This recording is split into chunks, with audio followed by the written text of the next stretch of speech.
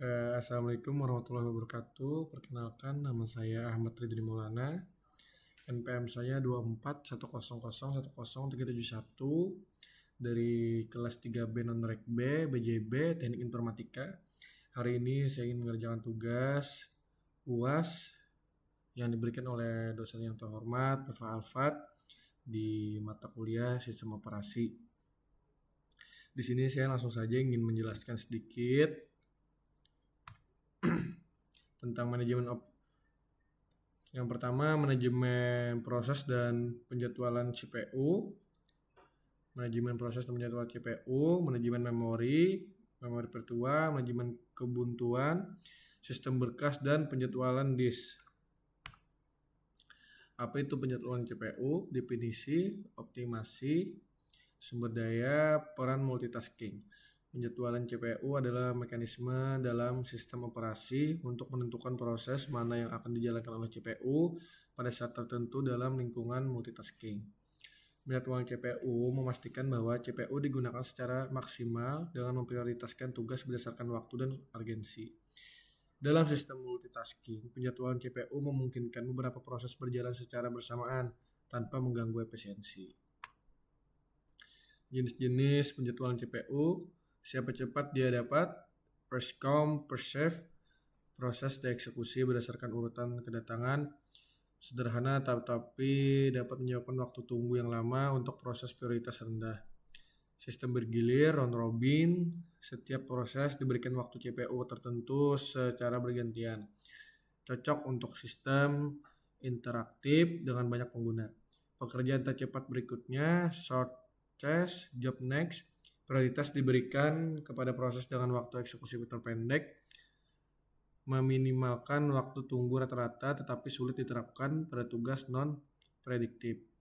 Penjadwalan prioritas menggunakan tingkat prioritas untuk menentukan urutan proses, memungkinkan proses penting dijalankan lebih cepat namun berpotensi menyebabkan starvation untuk proses prioritas rendah. Pentingnya dan keunggulan penjadwalan CPU. Efisiensi sistem. Penjadwalan CPU meningkatkan pemanfaatan CPU, mengurangi waktu idle, dan memastikan eksekusi proses berlangsung secara efisiensi. Pengalaman pengguna, penjadwalan yang efektif memberikan respon yang lebih cepat dalam sistem interaktif, meningkatkan kepuasan pengguna. Manajemen multitasking memungkinkan beberapa aplikasi atau proses berjalan bersamaan tanpa konflik sumber daya, meningkatkan produktivitas. Keseimbangan beban kerja, penjadwalan CPU membantu mendistribusikan beban kerja secara merata, mengurangi kemungkinan bottlenecks. Apa itu memori virtual? Definisi dasar, abstraksi memori, tujuan utama. Memori virtual adalah teknik manajemen memori yang menciptakan ilusi bahwa setiap proses memiliki akses ke blok memori besar dan berkesinambungan meskipun kapasitas memori fisik terbatas. Memungkinkan program berjalan tanpa harus memikirkan tata letak memori fisik. Secara virtualisasi, memori mengatur translasi alamat secara otomatis, memberikan isolasi antar proses. Efisiensi pemakaian memori hanya membuat bagian penting ke memori fisik dan perlindungan memori dari akses yang tidak sah. Penomoran halaman dan segmentasi. Pagging, teknik pembagian memori menjadi blok berukuran sama yang disebut halaman, memungkinkan pengguna memori yang lebih efisiensi dan pengelolaan yang lebih mudah. Segmentasi, memori dibagi berdasarkan segmen logis, misalnya kode, data, stack, yang mendukung struktur, hierarki data dan memungkinkan pengelolaan yang lebih fleksibel.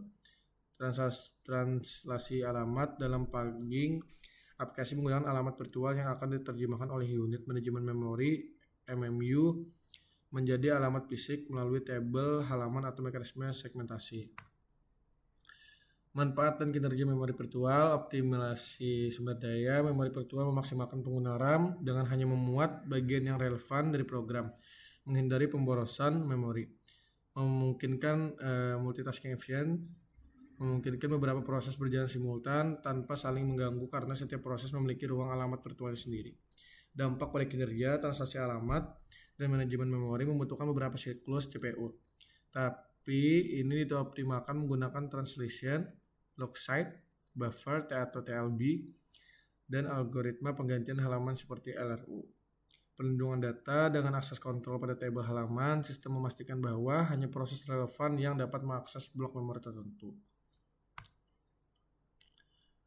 Apa itu kebuntuan deadlock? Definisi 4 kondisi masalah kinerja.